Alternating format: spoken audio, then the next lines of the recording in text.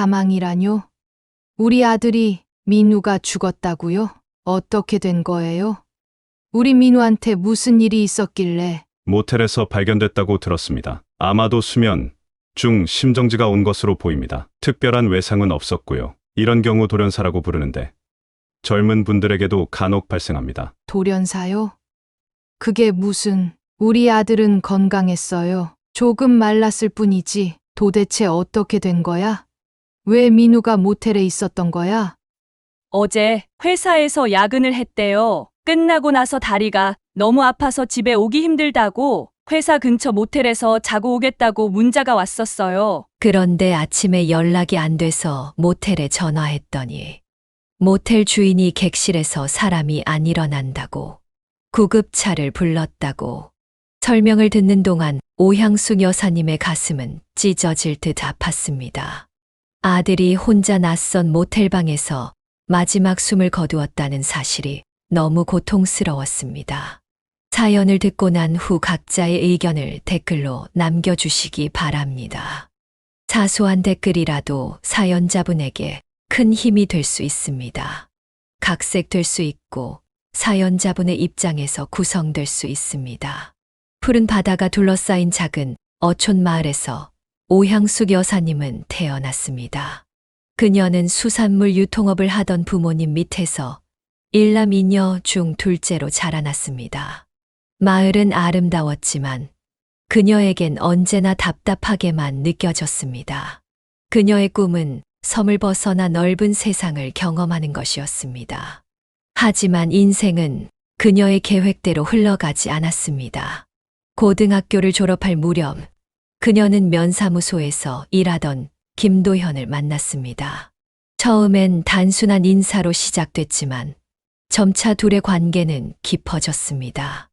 오늘 퇴근하고 같이 밥 먹을래요?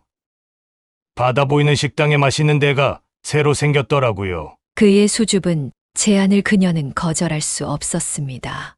한 번, 두 번 만남이 이어지면서 그들은 서로에게 정이 들었고 결국 결혼을 하게 되었습니다. 나 꼭 이 섬 떠날 거라고 맨날 큰소리 쳤는데 결국 여기 남게 됐네. 오향숙 여사님은 친구들에게 농담 삼아 이런 말을 했지만 마음 한편으로는 조금 아쉬움이 남았습니다. 김도현은 태생부터 고향에 대한 애착이 강한 사람이었습니다. 내가 살 곳은 여기밖에 없어. 우리 아이들도 이 깨끗한 공기 마시면서 자라게 하고 싶어. 그의 단호한 태도에 그녀는 더 이상 도시로 나가자는 말을 꺼내지 않았습니다. 대신 그녀는 새로운 가정을 꾸리는 데 집중했고 곧 민우와 민지 두 아이를 낳으며 평범한 일상을 이어갔습니다. 이렇게 바다 보면서 사는 것도 나쁘지 않네. 애들도 좋아하고. 그녀는 점차 섬에서의 삶에 적응해 갔습니다. 매일 아침 파도 소리를 들으며 일어나 아이들을 챙기고 남편을 배웅하는 생활이 익숙해졌습니다. 도시에 대한 동경은 잊혀지진 않았지만 현실에 안주하는 법을 배워갔습니다. 하지만 그녀의 평화로운 일상은 오래가지 못했습니다. 예상치 못한 비극이 그녀의 가정을 뒤흔들 준비를 하고 있었습니다. 결혼 6년째 되던 해, 오향숙 여사님의 인생은 180도 뒤바뀌었습니다. 그날은 평범한 주말이었고 남편은 친구들과 낚시를 간다고 했습니다. 걱정 마. 저녁 전에 돌아올게. 애들 잘 봐. 아침 일찍 낚시 장비를 챙겨 나가는 남편을 배웅하며 그녀는 평소와 다름없이 집안일을 했습니다. 하지만 저녁이 되어도 밤이 되어도 남편은 돌아오지 않았습니다. 그리고 자정 무렵 마을 이장이 심각한 표정으로 그녀의 집을 찾아왔습니다. 이장의 말에 의하면 낚시 중이던 배가 갑자기 뒤집혔고 다른 사람들은 모두 구조되었지만 술에 취해 있던 김도현만이 물속에서 빠져나오지 못했다고 했습니다. 구조대가 수색했지만 결국 싸늘한 시신으로 발견되었습니다. 그녀는 충격으로 한동안 말도 제대로 못하고 자리에 누워 있었습니다. 하지만 현실은 냉혹했고 장례식을 치르고 나니 그녀 앞에는 더 큰 산이 기다리고 있었습니다. 민우는 겨우 5살, 민지는 이제 막 걸음마를 시작한 나이였습니다. 이제 어떻게 살아야 하지? 내가 뭘 할 수 있지? 오향숙 여사님에게는 특별한 기술도 직장 경험도 없었습니다. 그녀가 할 줄 아는 것이라곤 집안일과 아이를 돌보는 일뿐이었습니다. 결국 그녀는 2 아이를 데리고 친정으로 향했습니다. 엄마, 아빠, 죄송해요. 이렇게 애들 데리고 돌아와서 그녀의 부모님은 아무 말 없이 딸을 맞아주었습니다. 그들은 수산물 유통업을 하고 있었고 오향숙 여사님은 자연스럽게 그 일을 돕게 되었습니다. 새벽부터 밤늦게까지 생선을 손질하고 포장하고 배달하는 일은 쉽지 않았습니다. 이모, 이 생선 좀 더 깨끗하게 손질해줘요. 손님들이 까다로워서요. 매일 같은 말을 듣는 것도 쉽지 않았지만 아이들을 위해 참고 견뎌야 했습니다. 밤에는 아이들과 함께 작은 방에서 잠을 청했지만 남편을 잃은 슬픔과 미래에 대한 불안으로 제대로 잠들지 못했습니다. 엄마, 아빠는 언제 와? 민우의 천진난만한 질문에 그녀는 대답 대신 아이를 꼭 안아주었습니다. 하지만 그녀도 알고 있었습니다. 이런 생활이 오래 지속될 수 없다는 것을. 새로운 변화가 필요했고 그것은 예상보다 빨리 찾아왔습니다. 친정에서의 생활은 처음엔 괜찮은 듯 했지만 시간이 흐를수록 불편함이 커져갔습니다. 오향숙 여사님의 남동생 재혁과 그의 아내 미영은 이미 부모님과 함께 살고 있었고 2 아이도 있었습니다. 갑자기 늘어난 새 식구는 작은 집에 부담이 될 수밖에 없었습니다. 식사 시간마다 느껴지는 묘한 긴장감, 화장실 사용을 놓고 벌어지는 작은 마찰들, 그리고 아이들이 올 때마다 던져지는 미영의 날카로운 시선까지. 그녀는 이 모든 것을 참고 견뎌냈습니다. 그녀의 부모님도 상황을 알고 있었지만 딸과 손주들을 내칠 수는 없었습니다. 누나, 잠깐 얘기 좀 할 수 있을까? 어느 저녁 재혁이 조심스럽게 오향숙 여사님을 불렀습니다. 그녀는 이미 무슨 이야기를 할지 짐작하고 있었습니다. 낮에 미영이 그녀의 짐을 정리하는 것을 도와주겠다고 제안했을 때부터 뭔가 이상함을 느꼈었습니다. 무슨 일인데? 나한테 할 말 있어? 오향숙 여사님은 태연한 척했지만 가슴은 이미 철렁 내려앉은 상태였습니다. 사실은 집안 형편이 너무 빠듯해서 그래. 엄마 아빠 수입도 한정되어 있고. 재혁은 말을 잇지 못했습니다. 손가락을 꼼지락거리며 고개를 떨구었습니다. 미영이가 또 임신했구나? 오향숙 여사님이 직접 물었습니다. 재혁은 놀란 눈으로 그녀를 바라보았습니다. 어떻게 알았어? 미영이가 요즘 아침마다 화장실에서 구역질하는 소리가 들리잖아. 임신 3개월쯤 됐지? 재혁은 고개를 끄덕였습니다. 그리고 주머니에서 봉투 하나를 꺼내 그녀에게 건넸습니다. 이게 뭐야? 누나가 새 출발할 때 조금이라도 도움이 됐으면 해서. 오향숙 여사님은 봉투를 열어보지 않았습니다. 얼마가 들었든 그 의미는 명확했습니다. 떠나달라는 뜻이었습니다. 알겠어. 말 안 해도 다 이해해. 곧 정리할게. 그날 밤 오향숙 여사님은 옥상에 올라가 별을 바라보며 한참을 생각했습니다. 남동생의 말이 서운하기도 했지만 한편으로는 이해가 되기도 했습니다. 작은 집에 새 가구가 함께 사는 것은 분명 무리였습니다. 게다가 미영의 셋째까지 태어나면 더욱 비좁아질 것이었습니다. 엄마, 왜 안 자? 잠에서 깬 민우가 옥상으로 올라왔습니다. 그녀는 아이를 품에 안았습니다. 엄마는 우리 민우랑 민지랑 어디로 가면 좋을지 생각하고 있었어. 우리 집은 없어? 다른 애들은 다 자기 집 있다던데. 5살 아이의 순진한 질문이 그녀의 가슴을 찔렀습니다. 그 순간 그녀는 결심했습니다. 이제는 정말로 독립해야 할 때였습니다. 다음 날 아침 그녀는 부모님께 자신의 결정을 알렸습니다.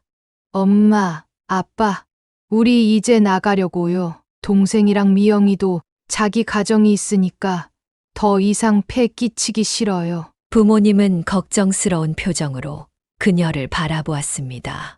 갑자기 어디로 간다는 거야? 계획이라도 있는 거니? 도시로 갈 거예요. 거기 일자리도 많고 애들 교육도 더 좋을 거예요. 사실 그녀는 구체적인 계획이 있는 것은 아니었습니다. 다만 이 좁은 섬에서 벗어나 새로운 출발을 하고 싶다는 생각뿐이었습니다. 무모한 짓이야. 도시에서 혼자 애들 키우는 게 얼마나 힘든지 알기나 해.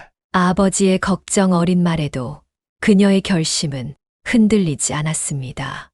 여기 있다고 뭐가 달라지겠어요? 어차피 남의 집 눈치 보면서 살아야 하는데 짐을 꾸리는 데는 오래 걸리지 않았습니다. 가진 것이 많지 않았기 때문입니다. 몇 벌의 옷과 아이들 장난감, 그리고 남편의 사진 한 장이 그녀의 전부였습니다. 미영은 마지막까지 미안한 기색 없이 무표정한 얼굴로 있었지만 떠나는 순간에는 작은 봉지를 건넸습니다. 애들 가는 길에 배고플까봐 간식 좀 챙겼어요. 오향숙 여사님은 억지로 미소를 지으며 봉지를 받았습니다. 비록 그녀를 내쫓는데 일조했지만 마지막 순간의 작은 배려에 고마움을 느꼈습니다. 민우의 작은 손을 잡고 민지를 등에 업은 채 그녀는 부모님께 인사를 했습니다. 걱정하지 마세요. 자리 잡으면 꼭 연락드릴게요. 어머니는 손수건으로 눈물을 닦으며 손주들을 꼭 안아주었습니다. 꼭 연락해 도움이 필요하면 언제든지 말해. 네, 엄마, 아빠도 건강하세요. 마지막으로 집을 돌아보며 그녀는 이곳에서의 추억들을 가슴에 담았습니다. 남편과 함께했던 행복한 시간들, 아이들이 태어났을 때의 기쁨, 그리고 남편을 잃은 슬픔까지. 버스 정류장으로 향하는 길, 오향숙 여사님은 뒤돌아보지 않기로 했습니다. 이제는 앞만 보고 나아가야 할 때였습니다. 도시행 버스에 오르며 그녀는 아이들에게 희망찬 미소를 지어 보였습니다. 엄마, 우리 어디 가는 거야? 새로운 집을 찾으러 가는 거야. 민우야, 좀 더 넓고 좋은 곳으로. 창밖으로 점점 멀어지는 섬을 바라보며 오향숙 여사님은 이제 정말로 자신의 인생이 새롭게 시작되는 것 같다고 느꼈습니다. 두려움보다는 새로운 시작에 대한 기대감이 더 컸습니다. 하지만 도시의 현실은 그녀의 기대와는 전혀 다른 모습으로 그녀를 기다리고 있었습니다. 도시의 현실은 오향숙 여사님의 기대와는 너무나 달랐습니다. 반짝이는 고층 빌딩과 화려한 네온사인 뒤에 숨겨진 냉혹한 진실을 그녀는 곧 깨닫게 되었습니다. 처음 며칠은 여관에서 지냈지만 돈이 빠르게 바닥나자 그녀는 월세가 싼 지하방을 구했습니다. 여기가 우리 새 집이야? 민우는 습기 차고 좁은 방을 보며 실망한 표정을 지었습니다. 천장은 낮고 벽은 곰팡이로 얼룩져 있었습니다. 응. 잠시만 여기서 지내다가 좀 더 좋은 집으로 옮길 거야. 엄마가 열심히 일해서 꼭 더 좋은 집 구해줄게. 오향숙 여사님은 아이들에게 희망을 주기 위해 밝게 말했지만 속으로는 깊은 불안감에 시달렸습니다. 일자리를 구하는 것은 생각보다 훨씬 어려웠습니다. 학력도 경력도 없는 그녀에게 주어진 선택지는 많지 않았습니다. 처음 찾은 식당에서 그녀는 설거지를 하게 되었습니다. 아침 일찍부터 밤늦게까지 뜨거운 물에 손이 불어터지도록 그릇을 닦았습니다. 하루 종일 일하고 받는 돈은 고작 몇만 원. 그나마도 아이들 먹이고 월세 내고 나면 남는 것이 없었습니다. 엄마, 나 이거 먹고 싶어. 마트에서 과자를 가리키는 민우에게 그녀는 고개를 저을 수밖에 없었습니다. 다음에 사줄게. 오늘은 돈이 없어. 집에 라면 있으니까 그거 끓여줄게. 그렇게 하루하루를 버텨나갔습니다. 식당 일이 없는 날에는 건물 청소를 하거나 시장에서 짐을 날랐습니다. 그녀의 두 손은 점점 거칠어지고 갈라졌지만 아이들을 위해 참고 견뎌냈습니다. 건물 관리인의 꾸중에도 그녀는 꾹 참았습니다. 일자리를 잃을 수 없었기 때문입니다. 때로는 며칠 동안 라면으로만 끼니를 때우기도 했고 맹물에 소금을 타서 마시며 배고픔을 달래기도 했습니다. 마음의 위로는 아이들이 건강하게 자라는 모습이었습니다. 특히 민우는 어려운 환경에서도 밝고 씩씩하게 자랐습니다. 드디어 초등학교에 입학하게 되었을 때 오향숙 여사님은 눈물을 참을 수 없었습니다. 우리 민우 이제 학생이네. 공부 열심히 해서 엄마보다 더 좋은 삶 살자. 응. 나 공부 잘해서 의사 될 거야. 그럼 엄마 아프면 내가 고쳐줄게. 그녀는 아들의 순진한 꿈에 가슴이 뭉클했습니다. 하지만 그런 행복도 잠시 운명은 그녀에게 또 다른 시련을 준비하고 있었습니다. 입학한 지 불과 한 달, 평소와 같이 학교에서 돌아오던 민우에게 사고가 일어났습니다. 술에 취한 트럭 운전자가 인도까지 차를 몰고 올라와 민우를 치고 말았습니다. 여보세요? 오양숙 씨 되십니까? 여기 중앙병원인데요. 개개 아들이 전화를 받자마자 그녀는 하던 일을 모두 내팽개치고 병원으로 달려갔습니다. 병원 응급실에 도착했을 때 민우는 이미 수술실로 들어간 상태였습니다. 우리 애 어떻게 됐어요? 괜찮은 거죠? 살 수 있는 거죠? 그녀는 의사를 붙잡고 애원했습니다. 의사는 무거운 표정으로 고개를 끄덕였습니다. 다행히 생명에는 지장이 없습니다. 하지만 왼쪽 다리가 심하게 다쳐서 오향숙 여사님은 수술실 앞에 주저앉아 오열했습니다. 그 순간 그녀는 마치 이 세상에서 혼자 남겨진 것처럼 느껴졌습니다. 여보, 제발 우리 민우 지켜줘. 내가 못 지켜준다면 누가 지켜줘? 우리 아들 살려줘. 그녀는 이미 세상을 떠난 남편을 향해 기도했습니다. 그렇게 밤새 수술실 앞을 지키던 그녀에게 새벽이 되어서야 의사가 다가왔습니다. 수술은 성공적이었습니다. 하지만 왼쪽 다리의 신경이 많이 손상되어서 평생 절뚝거리며 걸을 가능성이 높습니다. 그 말에 오향숙 여사님은 오히려 안도했습니다. 최악의 상황을 예상했던 그녀에게는 아들이 살아있다는 사실만으로도 감사한 일이었습니다. 감사합니다, 선생님. 제 아들이 살아있어. 정말 감사해요. 사고 이후 오향숙 여사님의 삶은 더욱 고단해졌습니다. 병원비를 갚기 위해 그녀는 더 많은 일을 해야 했고 아이들과 함께하는 시간은 줄어들었습니다. 하지만 그녀는 포기하지 않았습니다. 민우가 다시 걸을 수 있게 된 날, 그녀는 또다시 눈물을 흘렸습니다. 민우야, 정말 잘했어. 엄마가 너무 자랑스러워. 엄마, 난 이제 괜찮아. 조금 다리가 아프지만 학교도 다시 갈 수 있을 것 같아. 아이의 강인함에 그녀는 더욱 강해질 수 있었습니다. 그날 이후 오향숙 여사님은 민우를 더 특별하게 대하게 되었습니다. 영원히 지울 수 없는 상처를 안게 된 아들이 더 행복하게 자랄 수 있도록 그녀는 모든 것을 바치기로 마음먹었습니다. 사고 이후 오향숙 여사님의 마음속에는 민우에 대한 특별한 애정이 싹 텄습니다. 한쪽 다리를 절게 된 아들이 세상에서 차별받지 않도록 그녀는 집에서만큼은 최고의 대우를 해주고 싶었습니다. 그러다 보니 자연스럽게 민지보다 민우에게 더 많은 시간과 정성을 쏟게 되었습니다.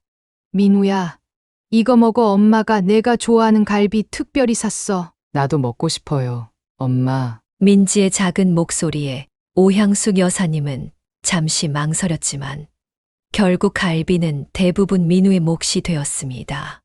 민지야, 너는 이거 먹어. 이것도 맛있어. 더 값싼 반찬을 내밀며 그녀는 미안한 마음을 감추려 했습니다. 마음 한 구석에서는 이렇게 하는 것이 옳지 않다는 것을 알고 있었지만 다친 민우를 생각하면 어쩔 수 없다고 자신을 설득했습니다. 도시락을 쌀 때도 마찬가지였습니다. 민우의 도시락에는 항상 소시지나 달걀 프라이, 때로는 작은 돈가스까지 넣어주었지만 민지의 도시락은 상대적으로 소박했습니다. 그녀는 민우가 학교에서 반 친구들에게 놀림받지 않기를 바랐습니다. 다리가 불편한 아이에게라도 맛있는 도시락을 싸보내는 것이 그녀가 할 수 있는 최소한의 배려라고 생각했습니다. 그렇게 세월이 흘러 민우는 고등학교를 졸업하게 되었습니다. 장애에도 불구하고 그는 성실하게 공부했고 성적도 꽤 좋은 편이었습니다. 민우야, 너 대학 어디 지원할 거야? 공대 생각 중이에요. 기계공학 쪽으로요. 오향숙 여사님은 기뻤지만 동시에 걱정도 되었습니다. 대학 등록금을 어떻게 마련할지, 앞으로 민우가 사회에서 어떻게 살아갈지 생각하면 마음이 무거웠습니다. 대학비 걱정하지 마.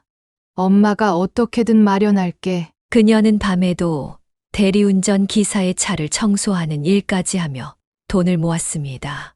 손은 더욱 거칠어지고 건강은 나빠졌지만 민우의 대학 진학을 위해서라면 무엇이든 할 수 있었습니다. 마침내 민우는 지방의 작은 국립대학 공과대학에 합격했습니다. 오향숙 여사님은 그날 밤 오랜만에 소주 한 병을 마시며 기쁨의 눈물을 흘렸습니다. 우리 민우 대단해. 이렇게 열심히 살아줘서 고마워. 대학 생활도 민우에게는 쉽지 않았습니다. 다리가 불편한 그에게 캠퍼스의 언덕과 계단은 큰 장애물이었습니다.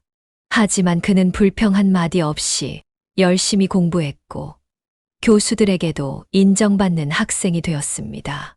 민우 학생, 자네는 참 성실하군. 졸업 후 계획은 있나? 교수의 질문에 민우는 진지하게 대답했습니다.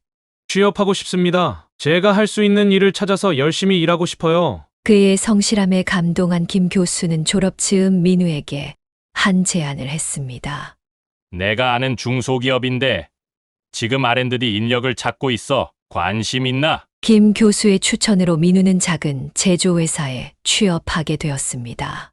비록 대기업은 아니었지만 안정적인 중소기업이었고 장애인에 대한 인식도 좋은 편이었습니다. 엄마, 제가 취업했어요. 월급도 나쁘지 않고 회사 분위기도 좋아요. 그 소식을 들었을 때 오향숙 여사님은 가슴이 벅차올랐습니다. 그동안의 고생이 헛되지 않았다는 생각에 안도감이 밀려왔습니다. 정말 축하해. 민우야. 엄마가 얼마나 자랑스러운지 몰라. 민우는 회사에서도 인정받는 직원이 되었습니다. 그의 세심한 성격과 꼼꼼함은 제품 설계에 큰 도움이 되었고 불평 없이 맡은 일을 해내는 모습은 동료들에게도 좋은 평가를 받았습니다. 다리가 불편하다는 이유로 그 누구도 민우를 업신여기지 않았고 그의 능력만으로 평가받는 직장 생활은 민우에게 큰 자신감을 주었습니다. 그렇게 민우는 성인이 되어 자신의 삶을 살아가게 되었지만 오향숙 여사님의 마음 속에는 여전히 불안함이 자리 잡고 있었습니다. 아들의 미래, 특히 그의 결혼 문제가 그녀를 계속해서 고민하게 만들었습니다. 민우가 취업한 지 몇 년이 지나고 어느덧 그의 나이는 30에 가까워지고 있었습니다. 오향숙 여사님은 아들의 직장 생활이 안정되어 가는 것에 안심하면서도 한편으로는 그의 결혼 문제가 마음에 걸렸습니다. 주변에서는 이미 또래들이 하나둘 결혼하여 가정을 꾸리고 있었지만 민우에게서는 연애 이야기를 들어본 적이 없었기 때문입니다. 나 죽고 나면 누가 우리 민우 돌봐주지? 그녀는 혼자 있을 때면 자주 이런 생각에 잠겼습니다. 사실 그녀는 민우의 장애가 결혼의 장애물이 될까봐 걱정하고 있었습니다. 세상 사람들의 편견이 아들을 외롭게 만들까 두려웠던 것입니다. 어느 주말 그녀는 용기를 내어 민우에게 물어보았습니다. 민우야, 너 혹시 만나는 여자 없니? 갑작스러운 질문에 민우는 숟가락을 든 채 굳어버렸습니다. 왜 갑자기 그런 걸 물어봐요? 아니, 그냥 내가 벌써 30 가까이 됐잖아. 엄마가 너무 늙어서 언제까지 옆에 있어줄 수도 없고. 민우는 밥상에 숟가락을 내려놓고 고개를 숙였습니다. 엄마, 나 같은 사람이 누구를 만나겠어요? 다리도 이런데. 그 말을 듣는 순간 오향숙 여사님의 가슴이 찢어지는 듯 했습니다. 그동안 민우가 자신의 장애에 대해 얼마나 깊이 고민하고 있었는지 미처 알아차리지 못했던 것입니다. 무슨 소리야? 내가 뭐가 부족해? 성실하고 착하고 일도 잘하고 그런 내가 왜 사랑받지 못하겠어? 오향숙 여사님은 격앙된 목소리로 말했지만 민우는 그저 쓴웃음만 지을 뿐이었습니다. 세상이 그렇게 만만하지 않아요, 엄마. 여자들은 다 멀쩡한 남자 원하죠. 그녀는 더 이상 말을 잇지 못했습니다. 그날 이후 오향숙 여사님은 더욱 적극적으로 민우의 혼사 문제에 관심을 갖기 시작했습니다. 자신이 일하는 식당 주인의 조카딸을 소개해 보기도 하고 이웃의 딸을 만나게 해보기도 했지만 만남은 모두 성사되지 않았습니다. 그래도 요즘은 국제 결혼도 많이 하잖아. 베트남이나 필리핀 쪽 아가씨들은 어때? 정말 착하고 현모양처 같은 아가씨들 많다던데. 어느 날 저녁 그녀는 조심스럽게 국제 결혼을 제안했습니다. 하지만 민우의 반응은 예상 밖이었습니다. 엄마, 나 억지로 결혼할 생각 없어요. 그리고 사실 민우는 말을 멈추고 잠시 고민하는 듯 했습니다. 그러더니 깊게 한숨을 내쉬었습니다. 사실 내가 요즘 만나는 사람이 있어요. 뭐라고? 정말? 누구? 어디서 만났어? 직장 동료야? 오향숙 여사님은 너무 놀라 연달아 질문을 쏟아냈습니다. 민우는 쑥스러운 듯 웃으며 대답했습니다. 미용실 디자이너예요. 머리 자르러 갔다가 알게 됐어요. 벌써 몇 달째 만나고 있어요. 그런 중요한 일을 왜 엄마한테 말 안 했어? 얼른 데려와 봐. 어떤 아가씨인지 엄마가 봐야지. 오향숙 여사님은 기쁨을 감추지 못했지만 민우는 여전히 망설이는 듯 했습니다. 아직은 좀 서로 알아가는 중이라서요. 나중에 좀 더 깊어지면 소개시켜 드릴게요. 그녀는 더 묻고 싶었지만 민우의 표정을 보고 더 이상 재촉하지 않기로 했습니다. 하지만 그 뒤로도 계속 그 여자친구에 대해 궁금해했습니다. 이름이 뭐야? 몇 살이야? 가족은 어떻게 돼? 나보다 2살 어려요. 그리고 가족 상황은 아직 자세히 물어보진 않았어요. 오향숙 여사님은 민우가 알려주는 정보를 하나하나 소중히 간직했습니다. 그녀는 이 이수진이라는 여자가 어떤 사람인지, 과연 민우를 진심으로 사랑해 줄 수 있는 사람인지 확인하고 싶었습니다. 민우야, 그 아가씨가 너 다리 문제 알아? 민우는 잠시 침묵했다가 고개를 끄덕였습니다. 알아요. 처음부터 말했어요. 그래도 수진이는 전혀 개의치 않는다고 했어요. 정말 그런 마음씨 고운 아가씨가 있네. 오향숙 여사님은 반신반의했지만 일단은 기뻐하기로 했습니다. 하지만 그녀의 마음 한구석에는 여전히 불안함이 자리 잡고 있었습니다. 과연 그 아가씨가 진심일까? 우리 민우를 진짜 사랑하는 걸까? 그렇게 2달이 더 지났을 때 민우는 드디어 여자친구를 집으로 데려오겠다고 했습니다. 엄마, 이번 주말에 수진이 데려올게요. 너무 부담스럽게 대하지 마세요. 아직 결혼 얘기까지 나온 건 아니니까. 알았어. 너무 걱정하지 마. 엄마가 뭐 무서운 시어머니라도 되겠니? 그녀는 웃으며 대답했지만 속으로는 벌써부터 긴장되기 시작했습니다. 집안 청소부터 음식 준비까지 그녀는 만반의 준비를 했습니다. 오랜만에 장조림도 만들고 민우가 좋아하는 갈비찜도 준비했습니다. 민지야, 오늘 민우 여자친구 온대 저녁에 같이. 오빠 여자친구 온대. 오빠 여자친구요? 진짜요? 어떤 사람인지 저도 궁금했어요. 성인이 된 민지는 이미 독립해 살고 있었지만 오빠의 여자친구를 만난다는 소식에 기꺼이 시간을 냈습니다. 마침내 초인종이 울렸을 때 오향숙 여사님은 가슴이 쿵쾅거렸습니다. 문을 열자 민우와 한 여자가 서 있었습니다. 단정한 원피스를 입은 그녀는 첫인상부터 산뜻했습니다. 길지 않은 단발머리와 과하지 않은 화장, 그리고 환한 미소가 인상적이었습니다. 안녕하세요. 어머니 처음 뵙겠습니다. 이수진이라고 합니다. 이수진은 공손하게 인사하며 작은 선물 상자를 내밀었습니다. 뭐예요? 이거? 별거 아니에요. 제가 좋아하는 케이크 가게 건데 어머니도 좋아하실까 해서 더. 오향숙 여사님은 그녀의 배려의 마음이 조금 누그러졌습니다. 그렇게 세 사람은 함께 저녁 식사를 하게 되었고 처음의 어색함도 차츰 사라져갔습니다. 이수진은 이야기를 나눌 때마다 민우를 바라보는 눈빛이 따뜻했고 그를 진심으로 아끼는 마음이 느껴졌습니다. 수진 씨는 가족이 어떻게 되나요? 식사 중 오향숙 여사님이 조심스럽게 물었습니다. 이수진의 표정이 잠시 굳었다가 이내 담담해졌습니다. 사실 제 가족 상황은 좀 복잡해요. 부모님이 제가 어릴 때 이혼하셔서 할머니 손에서 자랐거든요. 할머니도 몇 년 전에 돌아가시고 지금은 혼자 지내고 있어요. 그녀의 말에 오향숙 여사님은 가슴이 아려왔습니다. 이 아이는 가족의 따뜻함을 별로 느끼지 못하고 자랐구나. 그랬구나.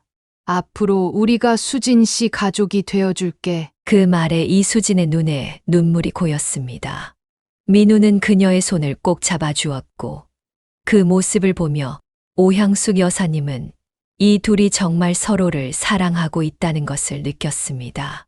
그날 이후 이수진은 종종 오향숙 여사님의 집을 방문했고 둘 사이의 관계도 점점 돈독해졌습니다.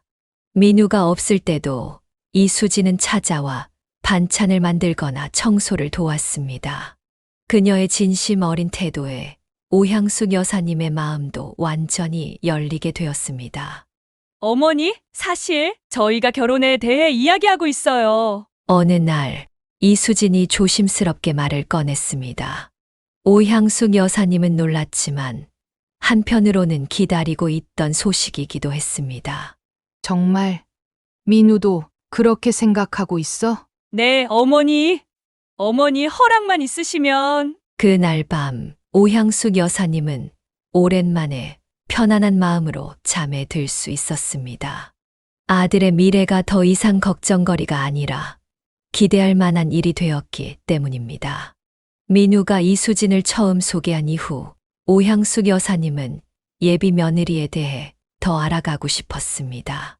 겉으로 보기에 좋은 인상을 받았지만 어머니의 본능은 그녀에게 더 깊은 탐색을 요구했습니다. 민우의 행복이 걸린 문제였기 때문입니다. 어느 주말 오향숙 여사님은 이수진에게 직접 전화를 걸었습니다. 수진아, 오늘 시간 있니? 우리 둘이서 차 한잔 하면 어떨까? 네, 저랑요. 물론이죠.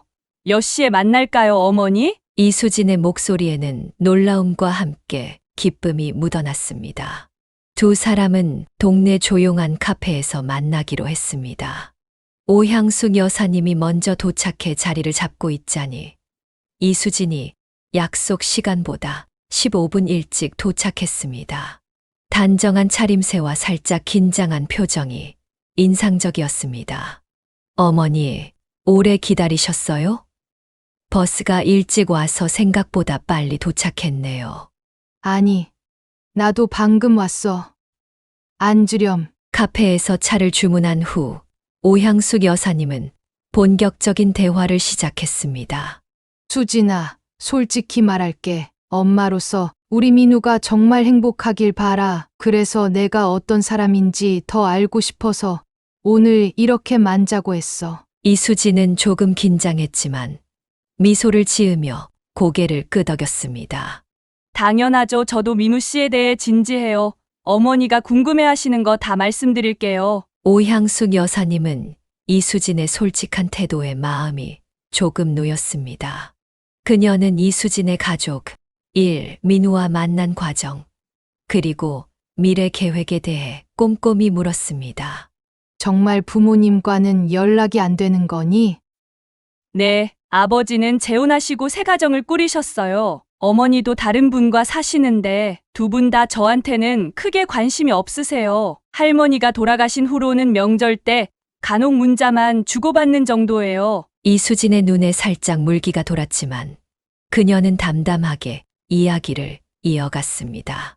그래도 저는 괜찮아요. 제가 걸어온 길이니까요. 오히려 그런 경험 덕분에 더 단단해졌다고 생각해요. 오향숙 여사님은 이수진의 강인함에 감동했습니다. 어린 나이에 가족의 따뜻함을 잃고도 긍정적인 마음을 유지하는 모습이 대단해 보였습니다. 민우는 그 다리 문제에 대해 어떻게 생각하니? 오향숙 여사님이 조심스럽게 질문했습니다. 이수진은 진지한 표정으로 대답했습니다. 처음 만났을 때부터 알았어요. 민우 씨가 자신을 낮추는 말을 많이 했거든요. 하지만 저는 그런 거 전혀 신경 안 써요. 저는 민우 씨의 마음을 사랑해요. 그의 성실함, 따뜻함, 그리고 가족을 생각하는 마음이요. 그 말을 듣는 순간 오향숙 여사님의 눈시울이 붉어졌습니다. 아들을 진심으로 아끼는 마음이 느껴졌기 때문입니다. 수진아, 고맙다. 우리 민우가 널 만나서 정말 다행이야. 아니에요, 어머니. 제가 더 감사해요. 이렇게 좋은 사람을 만나게 해주셔서요. 카페를 나와 동네를 산책하면서 두 사람의 대화는 더욱 깊어졌습니다. 이수진은 자신의 어린 시절 이야기, 미용사가 되기까지의 과정, 그리고 민우를 만나 사랑하게 된 과정을 진솔하게 털어놓았습니다. 처음에는 그저 단골 손님이었는데 점점 민우 씨의 배려심에 마음이 끌렸어요. 다른 남자들과 달리 허세나 과시가 없었거든요. 그냥 있는 그대로의 자신을 보여주는 모습이 좋았어요. 오향숙 여사님은 이수진의 이야기를 들으며 민우에 대한 그녀의 진심을 확인할 수 있었습니다. 겉모습이 아닌 내면을 보는 이수진의 눈은 맑고 순수했습니다. 어머니, 사실 제가 드릴 말씀이 하나 더 있어요. 산책을 마치고 헤어질 무렵 이수진이 조심스럽게 말을 꺼냈습니다. 민우 씨와 저는 결혼식 없이 혼인신고만 하려고 해요. 두 분 다 화려한 결혼식에 관심이 없어서요. 그리고 돈도 아껴서 나중에 집 마련하는 데 쓰고 싶고요.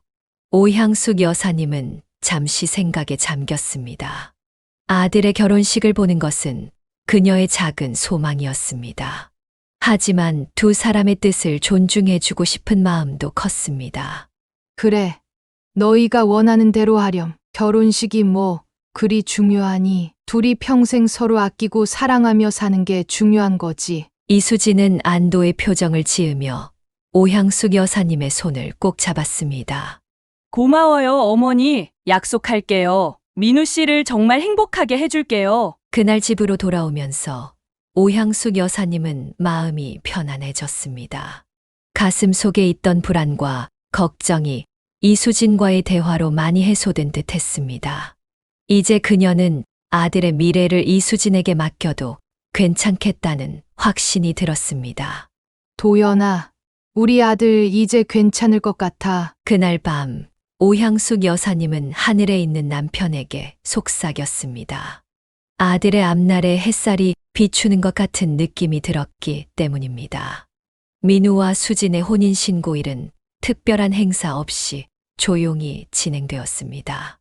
오향숙 여사님과 민지, 그리고 두 사람이 같이 구청에 가서 신고를 마친 후 동네 갈비집에서 소박한 식사를 했을 뿐이었습니다. 화려한 웨딩드레스도 비싼 예물도 없었지만 네 사람의 얼굴에는 행복한 미소가 가득했습니다. 내가 여기서 맛있는 갈비찜 시켰으니까 실컷 먹어. 이게 우리 식구의 결혼 축하 식사야. 오향숙 여사님은 기쁜 마음에 평소보다 더 많은 음식을 주문했습니다. 아들이 드디어 가정을 꾸리게 된 것이 너무 감격스러웠습니다. 어머니, 진짜 감사해요. 저희가 결혼식 안 하겠다고 했는데도 이렇게 챙겨주시고. 이수진은 눈시울을 붉히며 감사를 표했습니다. 민우는 옆에서 그녀의 손을 꼭 잡아주었습니다. 너희가 행복하게 사는 게 엄마한텐 제일 중요한 거야. 형식 같은 건 중요하지 않아. 식사를 마친 후 두 사람은 미리 계약해둔 신혼집으로 향했습니다. 그곳은 도시 외곽의 작은 다세대 주택 반지하였습니다. 협소하고 습기가 있었지만 두 사람의 수입으로 감당할 수 있는 최선의 선택이었습니다. 좀 좁지? 햇빛도 잘 안 들어오고 미안해. 민우는 집으로 들어서며 미안한 표정을 지었습니다. 하지만 이수진은 밝게 웃으며 고개를 저었습니다. 무슨 소리야? 우리 집이 생겼다는 게 얼마나 좋은데 내가 예쁘게 꾸밀 거야. 조금만 기다려봐. 이수진의 말대로 그녀는 작은 집을 아늑하고 따뜻한 공간으로 변모시켰습니다. 알뜰하게 모아둔 돈으로 작은 화분들을 사들이고 직접 커튼을 만들고 벽에 사진들을 걸었습니다. 단조로운 공간에 생기가 돌기 시작했습니다. 두 사람은 소소한 일상 속에서도 행복을 찾아갔습니다. 민우는 회사에서 성실하게 일했고 이수진은 미용실에서 일하면서도 집안일을 소홀히 하지 않았습니다. 서로를 배려하고 아끼는 마음이 그들의 작은 집을 따뜻하게 만들었습니다. 특히 이수진은 시어머니 오향숙 여사님을 진심으로 공경했습니다. 일주일에 2번은 꼭 전화를 드렸고 주말마다 찾아가 집안일을 도왔습니다. 어머니, 제가 반찬 좀 만들어 왔어요. 이번엔 총각김치하고 장조림이에요. 아이고, 뭘 이런 걸 다 해왔어. 너도 바쁠 텐데. 괜찮아요. 어머니가 좋아하시는 걸 해드리고 싶었어요. 명절이나 제사 때면 이수진은 전날부터 오향숙 여사님의 집에 와서 음식 준비를 도왔습니다. 젊은 며느리가 귀찮아할 법도 한데 이수진은 오히려 배우려는 자세로 임했습니다. 어머니, 이 떡국 만드는 비법 좀 알려주세요. 민우 씨가 어머니 떡국 정말 좋아한다고 했거든요. 그래? 사실 별거 없어. 그냥 멸치랑 다시마로 육수 우려내고 여기에 소고기 볶은 거 넣고. 그렇게 시어머니와 며느리 사이의 정은 깊어갔습니다.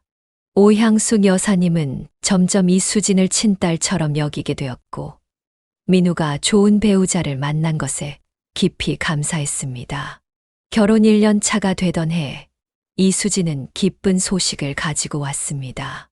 어머니, 저 임신했어요. 오향숙 여사님은 그 말을 듣자마자 벌떡 일어나 이수진을 끌어안았습니다.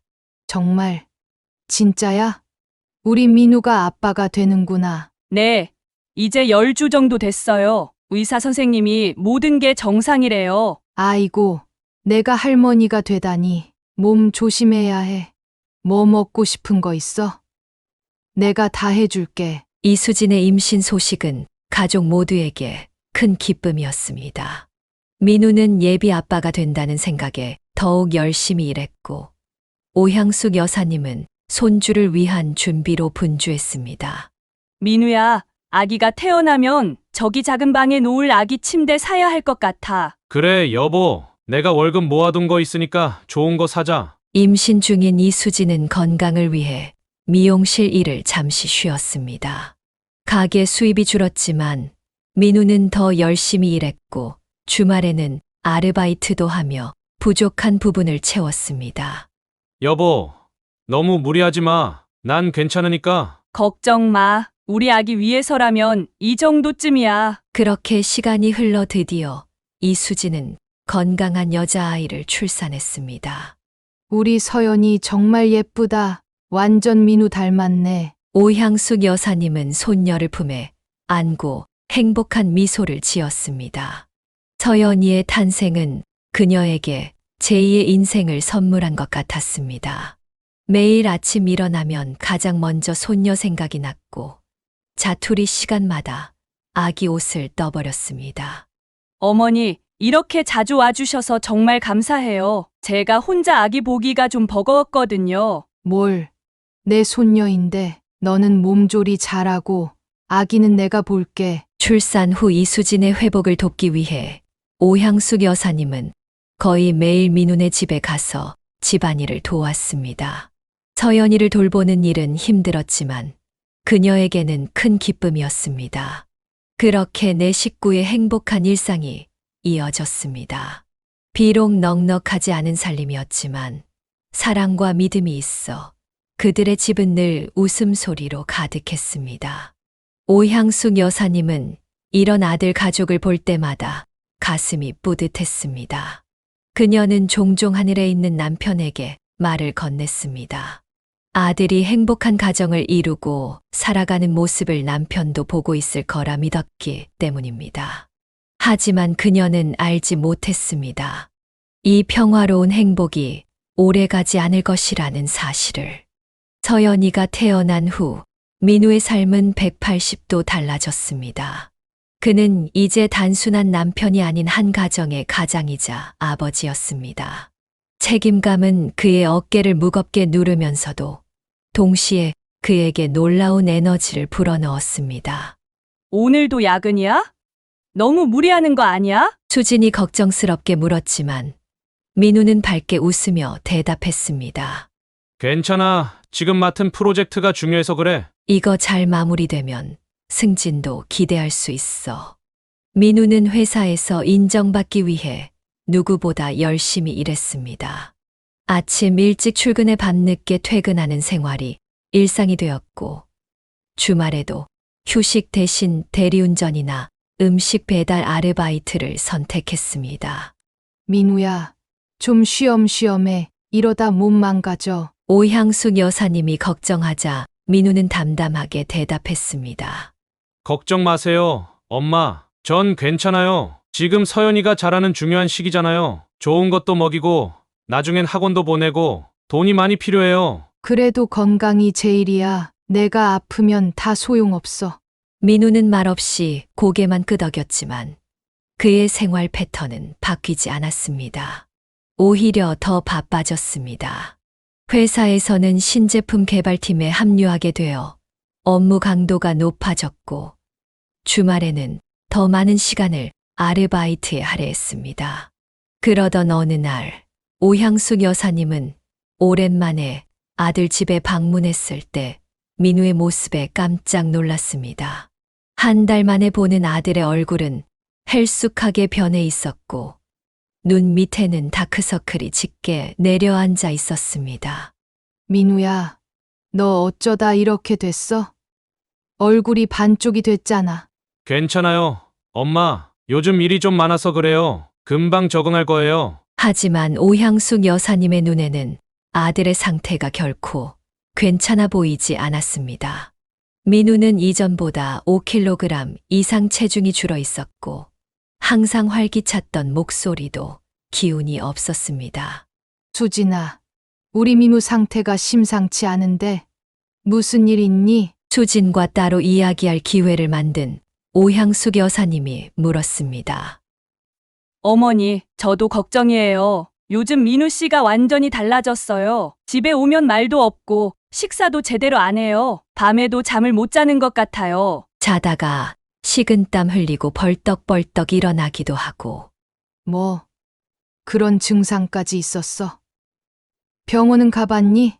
제가 몇 번 얘기했는데 괜찮다고만 하세요. 일이 바빠서 그렇다고. 하지만 저는 단순히 일 때문만은 아닌 것 같아요. 이수진의 말에 오향숙 여사님은 더욱 걱정이 되었습니다.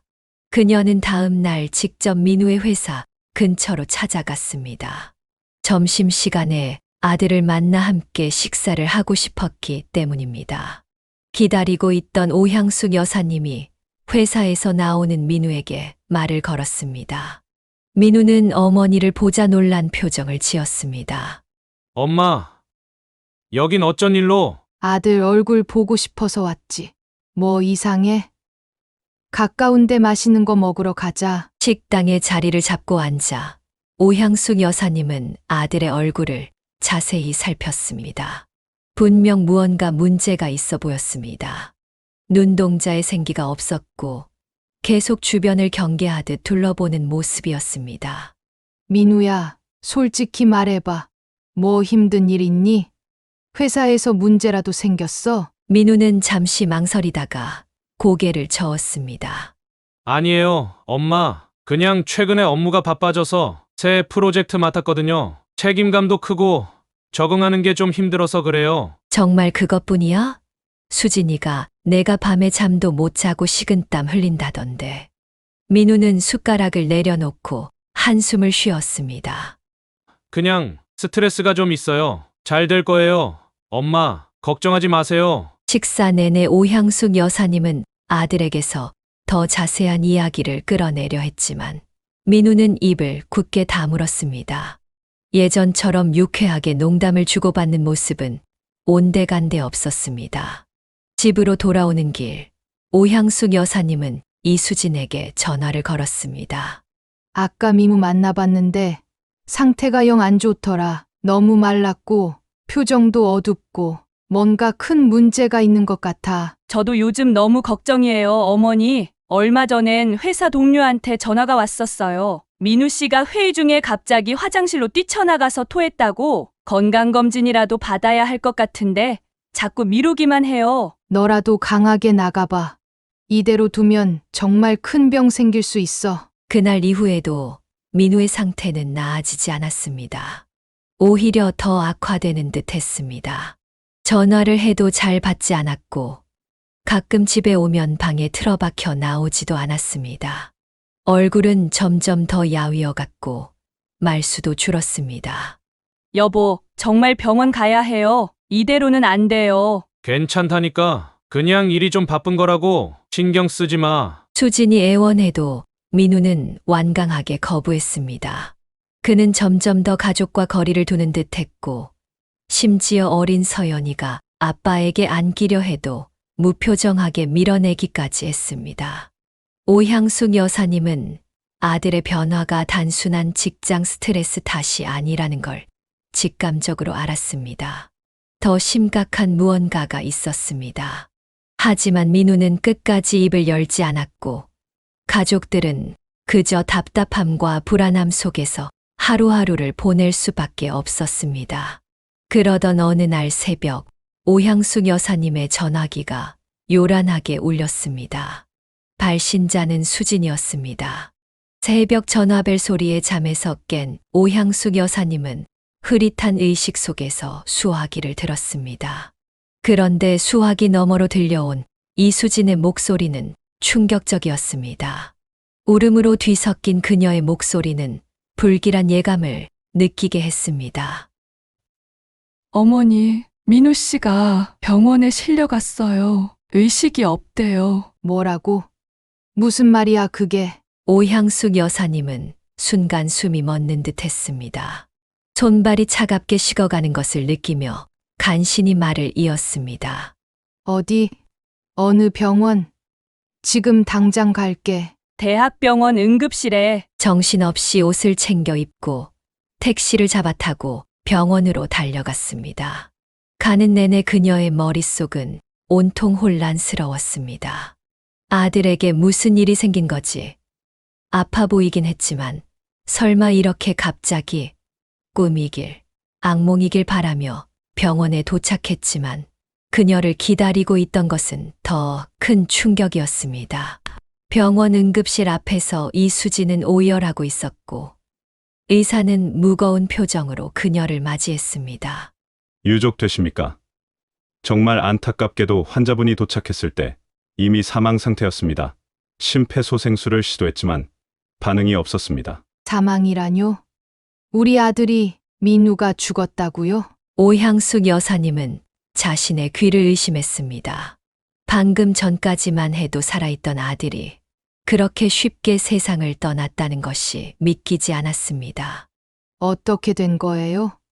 우리 민우한테 무슨 일이 있었길래? 그녀의 다급한 질문에 의사는 차분하게 설명했습니다. 모텔에서 발견됐다고 들었습니다. 아마도 수면 중 심정지가 온 것으로 보입니다. 특별한 외상은 없었고요. 이런 경우 돌연사라고 부르는데 젊은 분들에게도 간혹 발생합니다. 돌연사요? 그게 무슨, 우리 아들은 건강했어요. 조금 말랐을 뿐이지. 오향숙 여사님은 의사의 말을 받아들일 수 없었습니다. 그녀는 이수진에게 다가가 자초지종을 물었습니다. 도대체 어떻게 된 거야? 왜 민우가 모텔에 있었던 거야? 이수진은 눈물에 젖은 얼굴로 대답했습니다. 어제 회사에서 야근을 했대요. 끝나고 나서 다리가 너무 아파서 집에 오기 힘들다고 회사 근처 모텔에서 자고 오겠다고 문자가 왔었어요. 그런데 아침에 연락이 안 돼서 모텔에 전화했더니 모텔 주인이 객실에서 사람이 안 일어난다고 구급차를 불렀다고 설명을 듣는 동안 오향숙 여사님의 가슴은 찢어질 듯 아팠습니다. 아들이 혼자 낯선 모텔방에서 마지막 숨을 거두었다는 사실이 너무 고통스러웠습니다. 민우 휴대폰은 어디 있어? 모르겠어요. 모텔에서도 못 찾았대요. 주머니에도 없었고. 오향숙 여사님은 갑자기 모든 것이 불분명하게 느껴졌습니다. 아들의 죽음도 믿기지 않는데 휴대폰까지 사라졌다니 무언가 이상했습니다. 우리 민우 시신 좀 볼 수 있을까요? 의사의 안내로 그녀는 아들의 시신이 있는 곳으로 향했습니다. 흰 천으로 덮인 차가운 몸을 보는 순간 그녀는 마지막 희망마저 사라지는 것을 느꼈습니다. 천을 젖히자 그 아래에는 분명 그녀의 아들 민우가 누워 있었습니다. 하지만 생기 없는 창백한 얼굴은 그녀가 알던 아들의 모습이 아니었습니다. 그녀는 아들의 차가운 손을 잡고 눈물을 쏟았습니다. 머릿속에는 온갖 생각이, 의문이 맴돌았습니다. 왜 이렇게 갑자기 정말 돌연사인 걸까? 왜 하필 모텔에서? 휴대폰은 왜 사라진 거지? 특히 휴대폰 문제가 그녀의 마음을 불편하게 했습니다. 민우는 항상 휴대폰을 소중히 여겼습니다. 거기에는 일과 관련된 중요한 정보들도 많았고 가족 사진도 가득했습니다. 그런 휴대폰이 갑자기 사라졌다는 것은 이상했습니다. 이 선생님, 제 아들 시신을 부검할 수 있을까요? 오향숙 여사님은 의사에게 물었습니다. 의사는 잠시 당황한 듯 했지만 곧 차분하게 대답했습니다. 법적으로는 가능합니다만 특별한 의심 사항이 없다면 보통 권장하지는 않습니다. 부검 과정이 고인에게 추가적인 훼손을 가하게 되니까요. 하지만 저는 의문이 너무 많아요. 건강하던 사람이 갑자기 죽었다는 게 납득이 안 돼요. 의사가 대답하려는 순간 이수진이 황급히 다가왔습니다. 어머니, 그러지 마세요. 민우 씨가 이미 많이 힘들었잖아요. 이제 편하게 보내드려요. 뭐하러 또 시신을 훼손하려고 그러세요. 이수진의 강한 반대에 오향숙 여사님은 잠시 망설였습니다. 시신을 더 훼손하고 싶지 않은 마음도 이해가 됐습니다. 하지만 그녀의 본능은 계속해서 무언가 잘못됐다고 경고하고 있었습니다. 그래도 난 확실히 알고 싶어. 우리 민우가 정말 자연사인지 아니면 다른 이유가 있는 건지. 어머니, 제발요. 민우 씨도 원치 않을 거예요. 그냥 평화롭게 보내드려요. 이수진은 간절히 애원했지만 오향숙 여사님의 마음은 이미 정해져 있었습니다. 그녀는 아들의 죽음에 의문이 있다면 반드시 해결해야 한다고 생각했습니다. 미안하지만 난 부검을 요청하겠어. 우리 민우가 정확히 어떻게 죽었는지 알아야 해. 그리고 그녀는 경찰에도 신고하기로 결심했습니다. 아들의 죽음이 단순 돌연사가 아닐 수도 있다는 의심이 커져갔기 때문입니다. 특히 휴대폰의 행방은 더욱 의문스러웠습니다. 형사님, 제 아들이 갑자기 사망했는데 휴대폰이 사라졌어요. 그리고 최근 아들의 행동이 이상했어요. 뭔가 큰 문제가 있었던 것 같아요. 경찰은 그녀의 진술을 받아들였고 부검 절차도 시작되었습니다. 오향숙 여사님은 의사의 말처럼 아들의 시신이 더 훼손될 것을 알면서도 진실을 밝히는 것이 아들을 위한 최선의 선택이라 믿었습니다. 민우야, 엄마가 꼭 진실을 밝혀줄게. 억울하게 눈 감지 않게 해줄게. 그녀는 아들의 영정사진을 바라보며 다짐했습니다. 이제 그녀에게는 아들의 죽음에 얽힌 진실을 찾는 것만이 유일한 목표였습니다.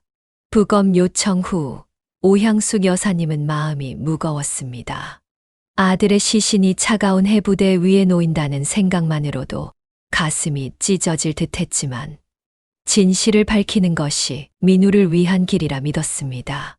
부검은 대학병원 법의학과에서 진행되었고 그녀는 결과를 기다리며 초조한 시간을 보냈습니다.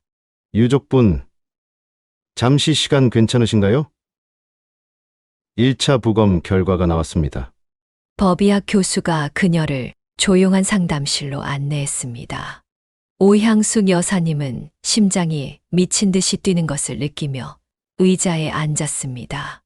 말씀해 보세요. 우리 아들이 어떻게 된 건가요? 법의학 교수는 서류를 펼치며 조심스럽게 말을 꺼냈습니다. 고인의 위 내용물과 혈액에서 특이 물질이 검출되었습니다. 현재로선 정확한 성분 분석이 더 필요하지만 초기 검사 결과로는 농약 계열의 독성 물질로 추정됩니다. 독성 물질이요? 그게 무슨 농약이라니. 오향숙 여사님은 충격의 말을 잊지 못했습니다. 농약이라니, 모텔에 어떻게 농약이? 자살 아니면 설마.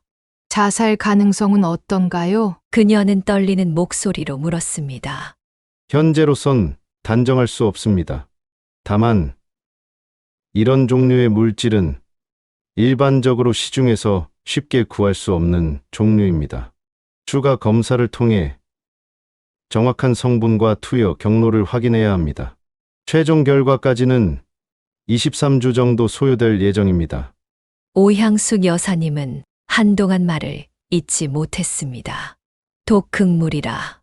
이것은 단순한 돌연사가 아닌 누군가의 의도적인 행위일 수도 있다는 의미였습니다. 경찰에도 이 결과를 알려주셨나요? 네, 이미 보고드렸습니다. 법의학적으로 의심스러운 사항이 있어 수사가 필요한 사안으로 판단됩니다. 상담실을 나온 오향숙 여사님은 몸이 천근만근으로 무거웠습니다. 이 충격적인 소식을 이수진에게 알려야 한다고 생각했습니다. 며느리는 이 사실을 알면 어떤 반응을 보일까요? 그녀는 급히 전화를 걸었지만 이수진의 핸드폰은 꺼져 있었습니다. 이상하네. 왜 전화를 안 받지? 불안한 마음에 그녀는 아들네 집으로 직접 찾아갔습니다. 초인종을 눌러도 대답이 없자 비상키를 이용해 문을 열었습니다. 수진아, 서연이? 집에 있니? 집 안은 깜깜했고 이상한 정적이 감돌았습니다. 불을 켜자 그녀의 눈앞에 펼쳐진 광경은 충격적이었습니다. 서랍이 모두 열려 있고 옷장은 텅 비어 있었으며 바닥에는 서둘러 짐을 챙긴 흔적이 역력했습니다. 대체 무슨 일이? 오향숙 여사님은 집안을 돌아다니며 상황을 파악하려 했습니다. 서연이의 장난감과 옷가지들, 이수진의 화장품과 의류, 대부분이 사라져 있었습니다. 그들이 급하게 집을 떠난 것이 분명했습니다. 왜 갑자기 집을 비웠을까? 그녀의 마음속에 불길한 의심이 자라기 시작했습니다.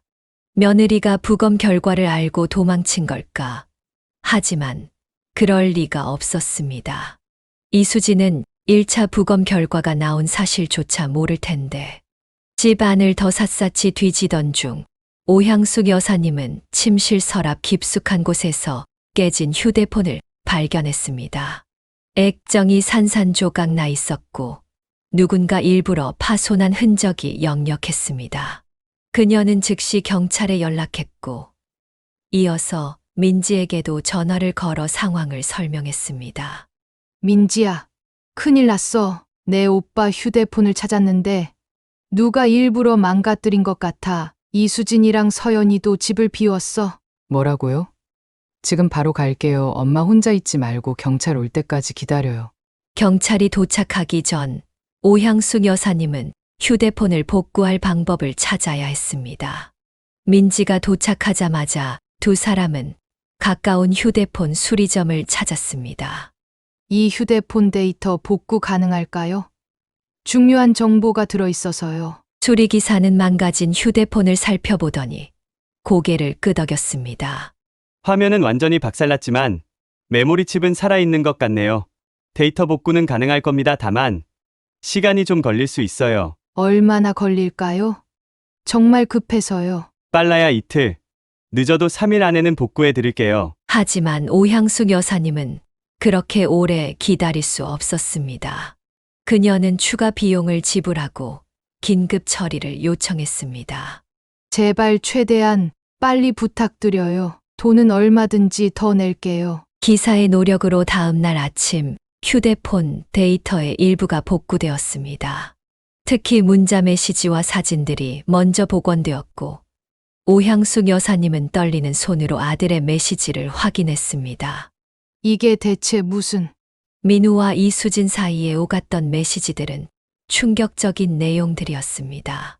수진아, 어떻게 이럴 수 있어? 내가 얼마나 널 믿었는데 그 남자랑 도대체 무슨 사이야? 미안해. 여보 정말 미안해. 그건 실수였어. 다시는 없을 거야. 제발 용서해줘. 거짓말 그만해. 너희 둘이 모텔 출입한 거 다 알아. 날짜까지 다 적어놨어. 문자들을 읽어내려가며 오향숙 여사님은 점점 더 큰 충격에 빠졌습니다. 이수진이 다른 남자와 불륜 관계였다니. 그녀가 그토록 믿었던 며느리가. 더 놀라운 사실은 그 다음이었습니다.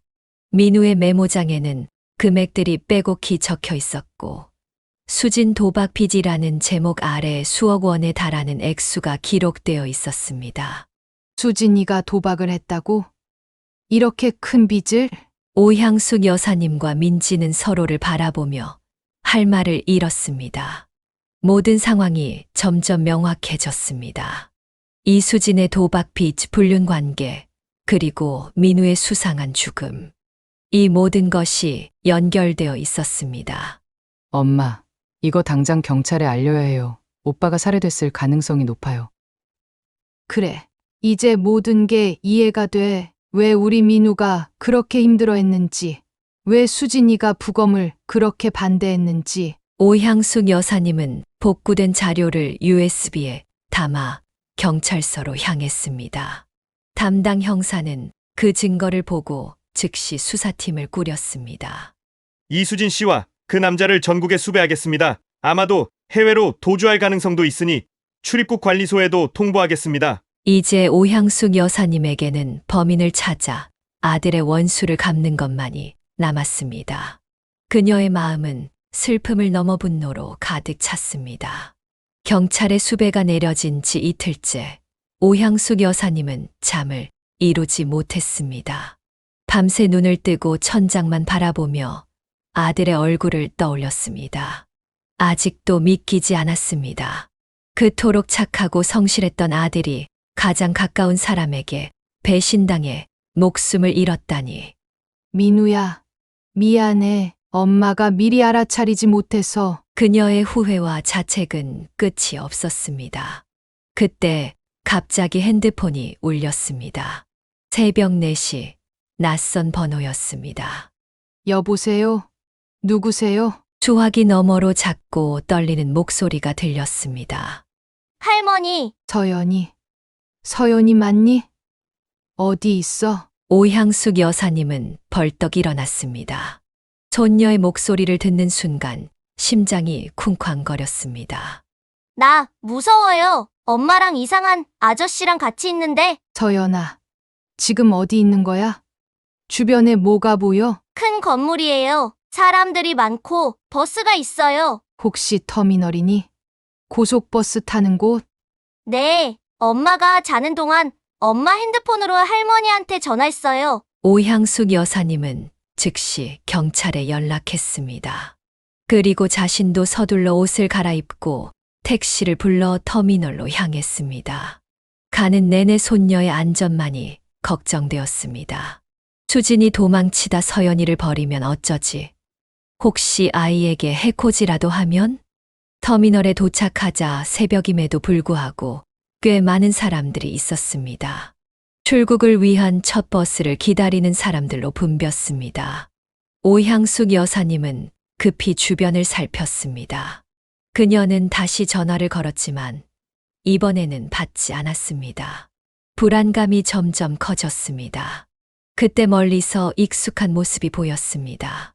푸드코트 쪽에 이수진과 한 남자가 앉아 있었고 그 옆에는 서연이가 머리를 숙인 채 앉아 있었습니다. 오향숙 여사님은 즉시 경찰에게 위치를 알렸고 조심스럽게 다가갔습니다. 아직 경찰이 도착하지 않았지만 손녀를 그냥 둘 수는 없었습니다. 서연아, 오향숙 여사님의 목소리에 서연이가 고개를 들었습니다. 그 눈에는 안도감과 기쁨이 가득했습니다. 할머니! 서연이가 자리에서 일어서려 했지만 이수진이 재빨리 그녀의 팔을 붙잡았습니다. 그제야 수진과 남자가 오향숙 여사님을 발견했습니다. 어머니! 수진의 얼굴이 하얗게 변했습니다. 옆에 남자도 당황한 기색이 역력했습니다. 수진아, 서연이 이리 보내. 오향숙 여사님은 최대한 차분하게 말했습니다. 하지만 그녀의 눈에는 분노가 가득했습니다. 안 돼요. 서연이는 제 딸이니까. 그래, 내 딸이지. 하지만 우리 민우 독살한 살인범의 딸이 아니야. 그 말에 이수진이 움찔했습니다. 남자는 슬그머니 일어서더니 출구 쪽을 살폈습니다. 살인범이라뇨? 무슨 소리 하시는 거예요? 모르는 척 하지 마. 부검 결과 나왔어. 독성 물질이 발견됐다고. 휴대폰도 찾아서 복구했고. 이수진의 얼굴이 점점 창백해졌습니다. 그녀는 서연이를 더 강하게 붙잡으며 일어섰습니다. 서연아, 가자. 엄마랑 어서 가자. 싫어. 할머니랑 갈래. 서연이가 울며 반항했지만 이수진은 아랑곳하지 않고 그녀를 끌고 가려 했습니다. 오향숙 여사님이 다가가 서연이의 다른 팔을 잡았습니다. 내 딸 데려가지 마. 살인자. 우리 민우 어떻게 그럴 수 있어? 도대체 사람이야? 짐승이야? 오향숙 여사님은 분노로 몸이 떨렸지만 서연이를 놓치지 않으려 힘을 주었습니다. 그때 남자가 갑자기 오향숙 여사님을 밀치며 끼어들었습니다. 이봐! 늙은이! 비켜! 우리 빨리 가야 해! 남자의 거친 행동에 오향숙 여사님은 균형을 잃고 바닥에 넘어졌습니다. 서연이가 비명을 질렀습니다. 할머니! 이수진과 남자는 서연이를 끌고 서둘러 출구로 향했습니다. 오향숙 여사님은 고통을 참으며 일어났지만 그들을 쫓아가기엔 너무 늦었습니다. 바로 그때 터미널 출구에서 경찰들이 나타났습니다. 여러 명의 경찰이 이수진과 남자를 향해 달려갔습니다. 경찰이다. 움직이지 마. 이수진과 남자는 놀라 멈춰 섰고 곧 경찰에게 체포되었습니다. 서연이는 달려와 오향숙 여사님의 품에 안겼습니다. 할머니, 무서웠어. 괜찮아. 이제 괜찮아. 할머니가 지켜줄게. 오향숙 여사님은 손녀를 꼭 안아주며 눈물을 흘렸습니다. 이수진과 남자는 수갑이 채워진 채 경찰차로 끌려갔습니다. 차에 오르기 전 이수진이 마지막으로 오향숙 여사님을 돌아보았습니다. 어머니, 저 아니에요. 정말 제가 아니라고요. 하지만 오향숙 여사님은 더 이상 그녀의 말을 믿지 않았습니다. 이미 모든 증거가 이수진의 범행을 가리키고 있었으니까요. 이후 수사는 빠르게 진행되었습니다. 최종 부검 결과 민우의 혈액과 위 내용물에서 발견된 독성 물질은 불법으로 구입한 농약 성분이었고 이수진과 그 남자의 차에서 같은 성분의 약품이 발견되었습니다. 또한 민우 명의로 가입된 고액의 생명보험 증서도 찾아냈습니다. 가장 충격적인 사실은 이수진이 민우와 결혼하기 전부터 그 남자와 관계가 있었다는 것이었습니다. 두 사람은 처음부터 민우의 보험금을 노리고 접근한 것이었습니다. 도박에 빠진 두 사람은 엄청난 빚을 지게 되었고, 결국 민우를 살해하는 극단적인 선택을 한 것이었습니다. 재판은 몇 개월에 걸쳐 진행되었고, 결국 이수진과 그 남자는 모두 무기징역을 선고받았습니다. 오향숙 여사님은 재판장에서 두 사람의 얼굴을 마지막으로 보며 아들에 대한 원한을 조금이나마 풀 수 있었습니다. 민우야, 이제 편히 쉬렴. 내 원수는 갚았다. 서연이는 그 모든 사건을 겪으며 심각한 충격을 받았지만 어린 나이 덕분에 시간이 지나며 많은 기억이 희미해졌습니다. 오향숙 여사님은 손녀에게 아버지는 사고로 돌아가셨고 어머니는 다른 남자를 따라 떠났다고만 말해 주었습니다. 잔인한 진실은 서연이가 감당하기에 너무 큰 상처였기 때문입니다. 할머니, 엄마는 언제 돌아와요? 가끔 서연이가 물을 때면 오향숙 여사님은 마음이 아팠습니다. 엄마는 멀리 갔어. 서연아, 하지만 할머니가 항상 서연이 곁에 있을 거야. 그렇게 오향숙 여사님은 손녀와 함께 새로운 삶을 시작했습니다. 처음에는 경제적으로도 정신적으로도 힘든 시간이었지만 점차 안정을 찾아갔습니다. 민지도 자주 찾아와 조카를 돌봐주었고 가족의 상처는 조금씩 아물어갔습니다. 도연아, 민우야, 너희가 못다한 사랑 내가 서연이에게 다 줄게. 밤하늘의 별을 보며 오향숙 여사님은 남편과 아들에게 속삭였습니다. 그녀의 품에 안겨 잠든 서연이의 작은 숨소리가 그녀에게 살아갈 힘을 주었습니다. 사연을 듣고 댓글을 남겨주시기 바랍니다. 사소한 의견일지라도 사연자분에게는 큰 힘이 됩니다. 노골적인 악성 댓글은 사연자분에게 상처가 될 수 있으니 삼가주시기 바랍니다.